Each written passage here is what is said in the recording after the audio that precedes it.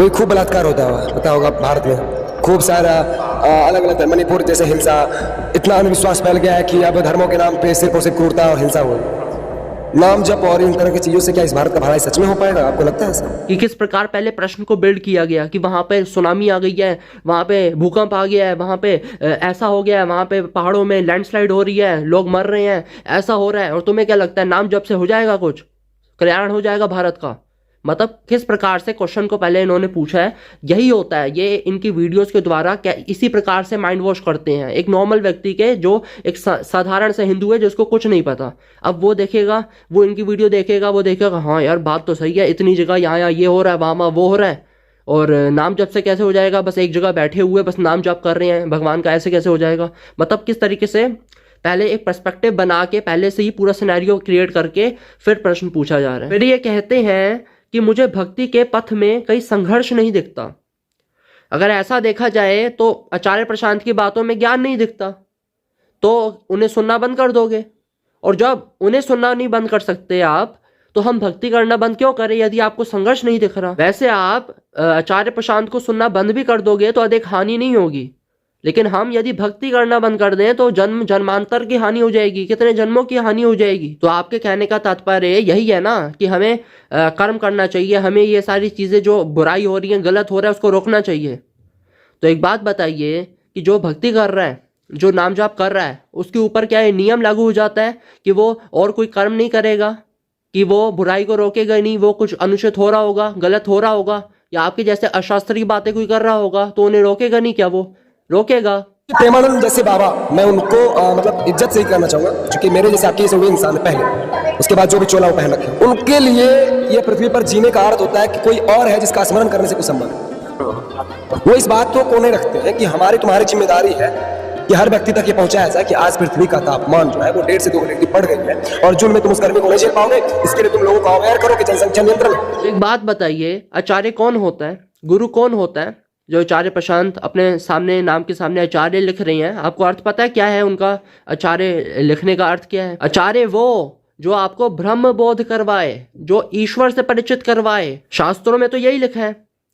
और अगर रही क्लाइमेट वाली बात, तो ये तो इतनी सारी ऑर्गेनाइजेशंस बनी हुई हैं, वर्ल्ड लेवल में बनी हुई हैं, जो यही कार्य कर रही हैं, क्लाइमेट को लेके बोल रही हैं, यही अवेयरनेस फैला रही हैं कि भाई कम करो, ये करो, वो करो, ताकि तापमान सही हो। ये कार्य गुरु का तो नहीं है।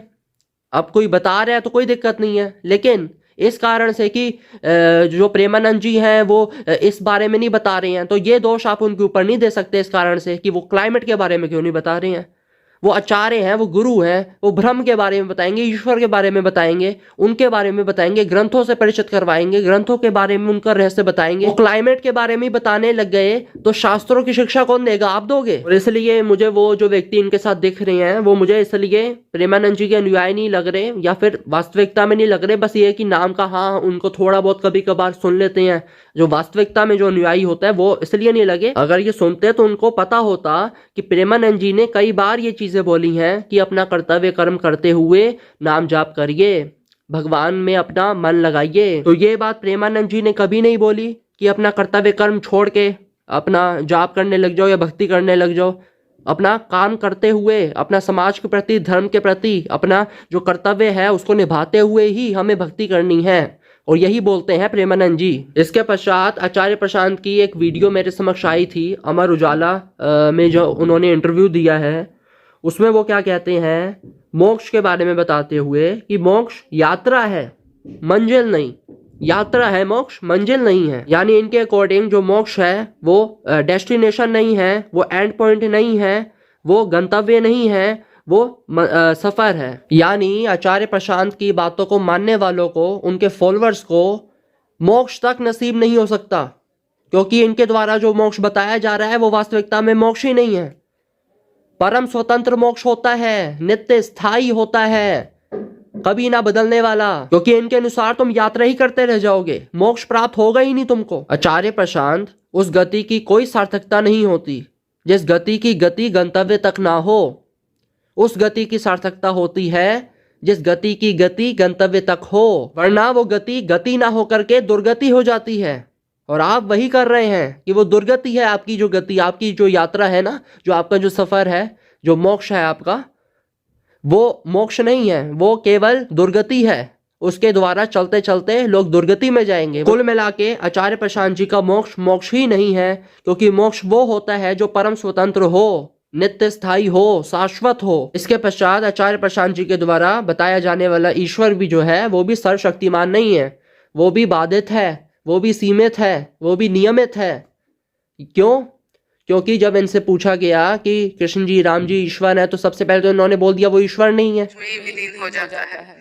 हे पार्थ, सिर्फ मुझे देखो और किसी को ना देखो। और शायद वो खुद को मुझे याद नहीं आ रहा है क्या वो खुद को ईश्वर कहते हैं। ईश्वर, हाँ। और फिर इनसे पूछा गया अवतारवाद के विषय में, तो कहते हैं कि जो अवतार है वो तुम ही हो अवतार, और कोई अवतार नहीं है, तुम ही हो अवतार। भगवान का अवतार नहीं होता। यानी इनके द्वारा, आचार्य प्रशांत जी के द्वारा जिस ईश्वर के बारे में वर्णन किया जा रहा है वो सर्वशक्तिमान नहीं है, वो अवतार नहीं ले सकता, और उस ईश्वर की मूर्ति भी नहीं हो सकती। आचार्य प्रशांत ने ये भी बोला है कि ईश्वर की मूर्ति नहीं हो सकती। वेदों में देखो मूर्ति पूजा के बारे में कोई वर्णन ही नहीं है, क्योंकि वेदों में न तो मूर्ति पूजा है न मंदिर का कोई विधान है। ये बात बहुत लोगों को पता नहीं होगी, लेकिन वेदों में न मूर्ति पूजा है न मंदिर है। परंतु इन्होंने वेदों को तो पढ़ा नहीं। अथर्ववेद 2:13-4 क्या लिखा है? हे परमात्मा, तुम इस पाषाण में आकर विराजमान हो और यह पाषाण तुम्हारा शरीर बन जावे। श्वेता शत्रोपनिषद 3:5।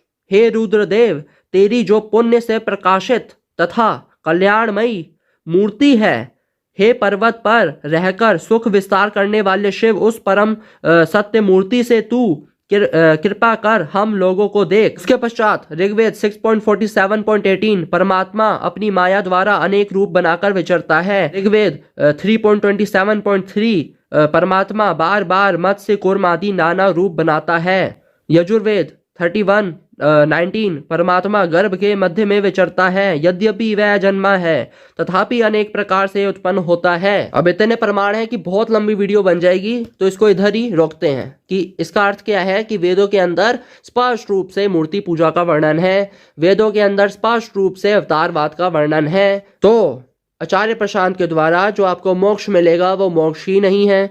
आचार्य प्रशांत के द्वारा जो आपको ईश्वर प्राप्त होगा वो ईश्वर ही नहीं है। तो किस प्रकार आप उनसे कैसा धर्म ज्ञान लेने जा रहे हैं जिसके द्वारा जो ईश्वर के बारे में वर्णन किया जाएगा वो ईश्वर ही सिद्ध नहीं होता, बाधित होता है, सीमित होता है, नियमित होता है। जिसके द्वारा जो मोक्ष के बारे में वर्णन किया जाता है वो मोक्ष ही नहीं है। तो कौन सा ज्ञान आप लेने जा रहे हैं आचार्य प्रशांत जी से? पर्यावरण नियंत्रण का, जो ऑर्गेनाइजेशंस भी देती रहती हैं, जिसके लिए गुरु की आवश्यकता नहीं है इतनी, क्योंकि ईश्वर और मोक्ष जो मिलना चाहिए एक गुरु को सुनने के पश्चात, एक आचार्य को सुनने के पश्चात, वो तो यहाँ से प्राप्त हो नहीं रहा। तो आचार्य प्रशांत क्या कहते हैं कि पुराणों के अंदर तो कल्पना है, सुनी सुनाई बातें हैं, बनी बनाई बातें हैं, बस आ रही हैं, चली आ रही हैं, बस आगे बढ़ती जा रही हैं, जिसका कोई अर्थ नहीं है, व्यर्थ है। साथ ही साथ पुराणों में ऐसी भी कहानियां हैं जिनका कोई प्रतीकात्मक अर्थ भी नहीं निकाला जा सकता, जो बस यूं ही है, जिनको अधिक से अधिक बस कपोल कल्पना ही कहना चाहिए। यही ईमानदारी की बात है कि उनमें देखो कुछ रखा नहीं है, पुराणों में वो संकलित कर दी गई, उसके बाद बस परंपरा के तौर पर चली आ रही है। उनमें कोई ऐसा मूल्य नहीं है जिसको बहुत अन्वेषण करके भी निकाला जा सके। के पश्चात शास्त्रों का तो विरोध हो ही गया, अब मूर्ति पूजा का भी विरोध कर दें तो मूर्ति पूजा का भी विरोध करते हैं। उसके पश्चात अवतार, भगवान अवतार लेंगे नहीं, भगवान के अवतार का भी विरोध करेंगे, और राम जी कृष्ण जी उनको भी ईश्वर नहीं मानेंगे। जब अवतार नहीं हो सकता तो राम जी कृष्ण जी ईश्वर नहीं। और इतना सब सुनने के पश्चात भी हम इनका कहीं विरोध कर दें तो आपको क्या बोला जाता है कि भाई तुम हिंदू होकर हिंदू का विरोध कर रहे हो। अब यही सबसे बड़ी परेशानी है कि भाई आज के समय में आपको ये नहीं पता कि आप किसको हिंदू से बाहर करो, आप नहीं कह सकते, कुछ नहीं कर सकते आप। क्यों? क्योंकि सभी हिंदू हैं। आप अंतर ही नहीं कर सकते कि ये हिंदू है और ये हिंदू नहीं है, क्योंकि सभी हिंदू हैं। कैसे? जो शास्त्रों को माने वो हिंदू, और जो शास्त्रों को आधा अधूरा माने वो भी हिंदू, और जो शास्त्रों को ना माने वो भी हिंदू। अभी मैंने कुछ वीडियोस पहले विरोध कर रहे हैं वो लोग, क्या है कि भाई हम तो आत्मग्रंथ के बारे में चलते हैं, हम तो शास्त्रों से हमारा क्या है, शास्त्रों से भी हाँ सम्मान है लेकिन मानेंगे नहीं, सम्मान है लेकिन मानेंगे नहीं। और लेकिन हम चलेंगे किसके बेसिस पे? आत्मग्रंथ। अब कौन से आत्मग्रंथ हैं जो आपको शास्त्रों का विरोध करना सिखा रहे हैं? वो नहीं पता। तो यानी शास्त्रों को ना मानने वाले भी यहाँ पर हिंदू हो गए। शास्त्रों को आधा अधूरा मानने वाले आचार्य प्रशांत, जो आधा अधूरा मानते हैं, जो वेदों को तो बोलते हैं कि मैं मानता हूँ वेदों को, परंतु वेद में मूर्ति पूजा का भी वर्णन है, अवतारवाद का भी वर्णन है, ईश्वर के साकार सगुण साकार स्वरूप का भी वर्णन है, परंतु उसको स्वीकार नहीं करेंगे। यानी शास्त्रों को आधा अधूरा मानते हैं तो भी हिंदू है, नहीं मानते हैं तो भी हिंदू है। और राम जी को, कृष्ण जी को ईश्वर मानते हैं तो भी हिंदू, ईश्वर नहीं मानते तो भी हिंदू, महापुरुष मानते हैं तो भी हिंदू। यानी हिंदू की जो ये लाइन है ये खत्म नहीं होती, ये बढ़ती जाती है। ये इतनी ब्रॉड लाइन है, सब इसमें समा जाते हैं। अब यहाँ पर जो बिल्कुल साधारण से सामान्य से हिंदू हैं, कौन कि जो बस कभी कभार मंदिर चले गए, अपना वरना काम वगैरह में ध्यान देते हैं, अपना 9 से 5 जॉब है बस उसमें लगे रहते हैं, उनके लिए क्या है? अरे वीडियो आ गई आचार्य प्रशांत जी की, वहाँ पे क्या कह रही हैं? किसके बारे में बात कर रहे हैं? राम जी के बारे में बात कर रहे हैं, भगवान श्री राम। किसके बारे में बात कर रहे हैं? कृष्ण जी के बारे में बात कर रहे हैं। अरे वाह, बस कहीं उस व्यक्ति को हमारी वीडियो दिख जाए जो हम विरोध कर रहे हैं इनका, तो क्या कहेंगे? अरे हिंदू होकर हिंदू का विरोध करते हो। और हम बोलेंगे नहीं वो राम जी कृष्ण जी को ईश्वर नहीं मानते, बोलेंगे नहीं नहीं मानते हैं, आप देखो वीडियोस बनाते हैं वो, उन पे भगवत गीता की पूरी उनकी सीरीज बनी हुई है, आप क्या बात कर रहे हो? कहने का क्या अर्थ है कि आज हिंदुओं के पास इतना भी समय नहीं है, अपने काम से कई जगह से फुर्सत इतनी भी नहीं है कि कहीं ये उस व्यक्ति के बारे में जिसको ये मान रहे हैं उसको जानने का भी प्रयास करें। नहीं, इतना भी प्रयास नहीं करेंगे, लेकिन हाँ थोड़ा बहुत जाना है तो पूरा दृढ़ता से हम मानेंगे उसकी बातों को, और कोई विरोध करे तो उसको गलत बोलेंगे। ये आज की स्थिति बन चुकी है। हम यही प्रयास करते हैं कि कहीं कोई जाग जाए, कोई हिंदू हमारा एक भी वीडियो देख के जाग जाए और इनका विरोध करना प्रारंभ करे, इनको अस्वीकार करना प्रारंभ करे। जो वास्तविक ईश्वर है, जो वास्तविक मोक्ष है, उसके लिए जो प्रमाणिक परंपरा प्राप्त गुरु है उसके सानिध्य में जाए। इसलिए इस समय इनका विरोध करना, इनके इन अशास्त्रीय वक्तव्यों का विरोध करना और इनके अनुयायियों का जो भी अशास्त्रीय वक्तव्य देते हैं उनका भी विरोध करना आवश्यक है, और वो हम करते रहेंगे। मिलते हैं अगली वीडियो में। जय श्री कृष्ण।